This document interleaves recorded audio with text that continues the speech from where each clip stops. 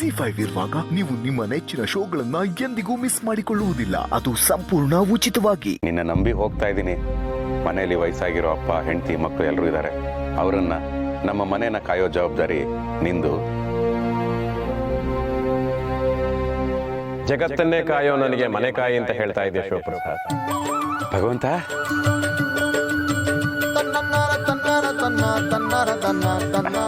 ಭಗವಂತ, ನನಗೆ ನನ್ನ ಮನೆನೇ ಜಗತ್ತು.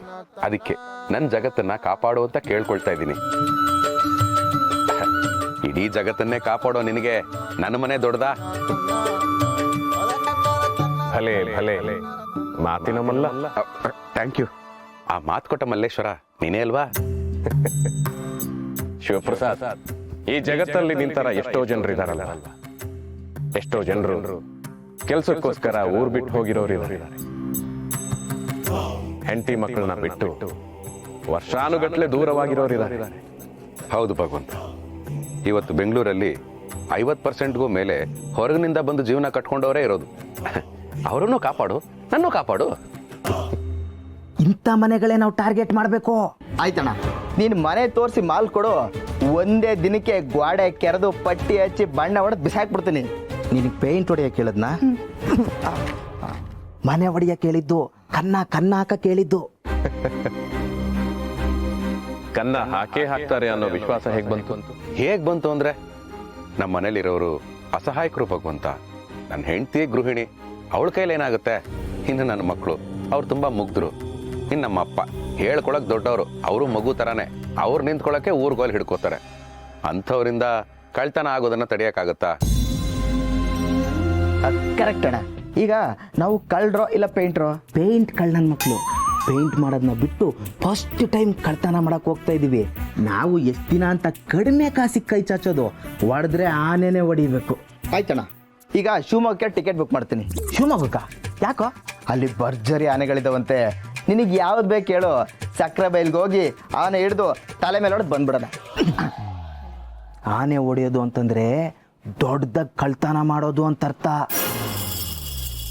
ಇಂಥ ಅವಕಾಶನ ಮಿಸ್ ಮಾಡ್ಕೊಂಡ್ರೆ ನಾವು ದಡ್ಡರಾಗ್ಬಿಡ್ತೀವಿ.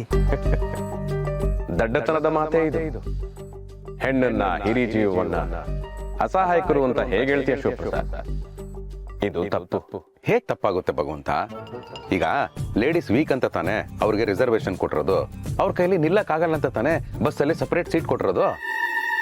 ಲೇಡೀಸ್ಗೆ ದುಡಿಯೋ ಕಷ್ಟ ಅಂತ ತಾನೆ ತಿಂಗಳಿಗೆ 2,000 ರೂಪಾಯಿ ಕೊಡ್ತಾ ಇರೋದು. ಬಸ್ಸಲ್ಲೂ ಫ್ರೀ ಕೊಟ್ಟಿರೋದು. ಅಷ್ಟೇ ಯಾಕೆ, ಟ್ಯಾಕ್ಸ್ ಇಂದ ಹಿಡಿದು ವ್ಯಾಕ್ಸ್ ವರೆಗೂ ಲೇಡೀಸ್ ಎಲ್ಲವೂ ಡಿಸ್ಕೌಂಟ್ ಅಲ್ಲೇ ಸಿಗುತ್ತೆ. ಸೇಮ್ ಥಿಂಗ್ ಅಪ್ಲೈಸ್ ಟು ಹಿರಿಯ ನಾಗರಿಕರು. ಅವ್ರಿಗೆ ಸೀನಿಯರ್ ಸಿಟಿಸನ್ ಕಾರ್ಡು, ಟಿಕೆಟ್ ಅಲ್ಲಿ ಆಫರ್, ಬಸ್ಸು, ಟ್ರೈನು ಎಲ್ಲದರಲ್ಲೂ ರಿಸರ್ವೇಶನ್, ಜೊತೆಗೆ ವೃದ್ಧಾಪ್ಯ ವೇತನನೂ ಕೊಡ್ತಾ ಇದ್ದಾರೆ. ಇಷ್ಟೆಲ್ಲ ಕೊಡ್ತಾ ಇರೋದು ಯಾಕೆ? ಅವ್ರು ಸ್ಟ್ರಾಂಗ್ ಇಲ್ಲ ಅನ್ನೋ ಕಾರಣಕ್ಕೆ. ಗೌರ್ಮೆಂಟ್ ಒಪ್ಕೊಂಡಿದೆ, ನೀನ್ ಯಾಕೆ ಒಪ್ಕೋತಾ ಇಲ್ಲ ಭಗವಂತ? ಆಯ್ತಣ್ಣ, ಒಪ್ಕೊಳ್ಳೋಣ. ಈಗ ರಾತ್ರಿ ಬಂದು ನಾವು ಕಳ್ತನ ಮಾಡ್ತೀವಿ. ಆದ್ರೆ ಈ ಮನೆಯವ್ರು ನಮ್ಮನ್ನು ನೋಡೋರಲ್ಲ. ಫಸ್ಟ್ ಟೈಮ್ ಒಂದು ಒಳ್ಳೆ ಪಾಯಿಂಟ್ ಹೇಳಿದೆ. ಅದಕ್ಕೆ ಬೇರೆ ಗೆಟಪ್ಪಲ್ಲೇ ಬರಬೇಕು. ಬೇರೆ ಗೆಟಪ್ಪಲ್ಲಿ ಬಂದ್ರೆ ನಿನ್ನ ಅಭಿಪ್ರಾಯನೇ ಬದಲಾಗುತ್ತೆ. ಅಭಿಪ್ರಾಯ ಬದಲಾಗುತ್ತಾ? ಯಾರ ಮೇಲೆ ಅಭಿಪ್ರಾಯ ಬದಲಾಗುತ್ತೆ? ಯಾವ್ದ್ರ ಮೇಲೆ ಅಭಿಪ್ರಾಯ ಬದಲಾಗುತ್ತೆ? Can you? ಭಗವಂತ, ಭಗವಂತ, ಹೊರಟ್ಬಿಟ್ಯಾ? ನೀನು ಮತ್ತೆ ವಾಪಸ್ ಬರ್ತೀಯಾ? ಆದ್ರೆ ನಿನ್ನ ಕಾಯ್ಕೊಂಡು ಕೂತ್ರೆ ಬಸ್ ಹೋಗ್ಬಿಡುತ್ತೆ. ಭಗವಂತ, ಇನ್ನೊಂದ್ಸರಿ ಹೇಳ್ತಾ ಇದ್ದೀನಿ, ಮನೆ ಕಡೆ ಜೋಪಾನ.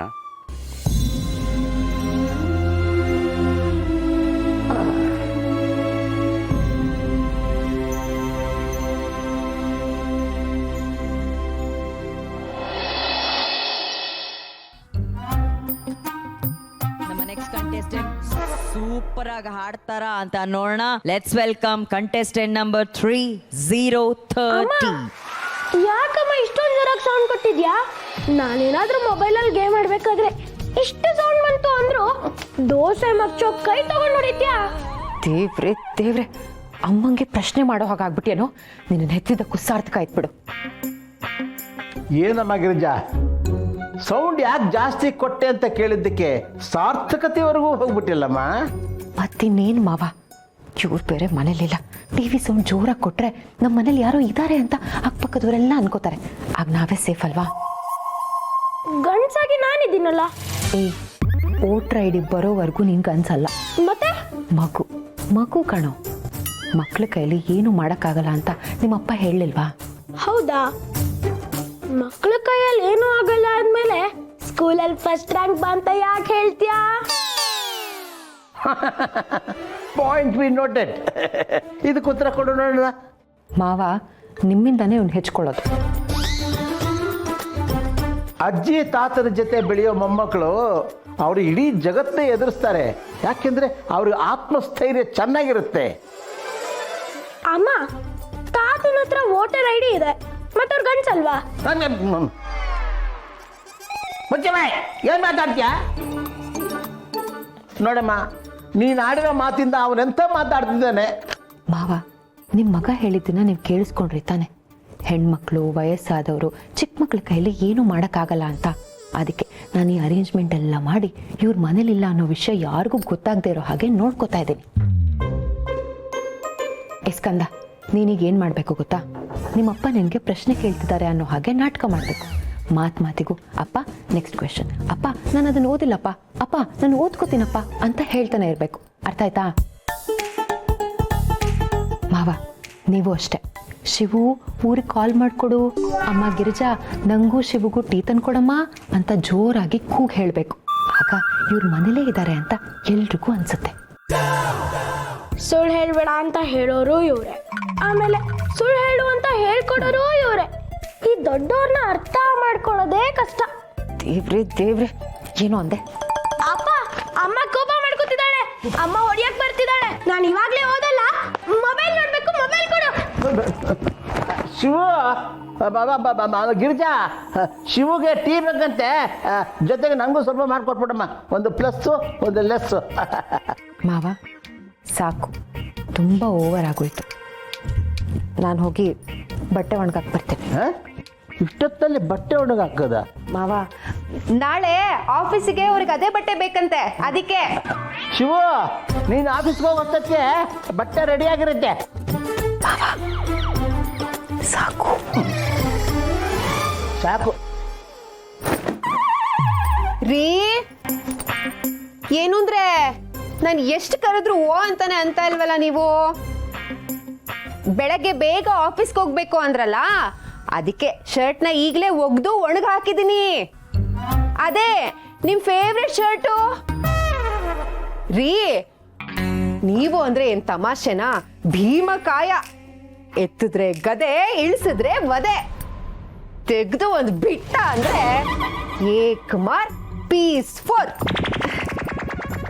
ರೀ. ಊಟ ಮಾಡಿ ಹಾಗೆ ಹೋಗಿ ಮಲಗ್ಬಿಡ್ಬೇಡಿ.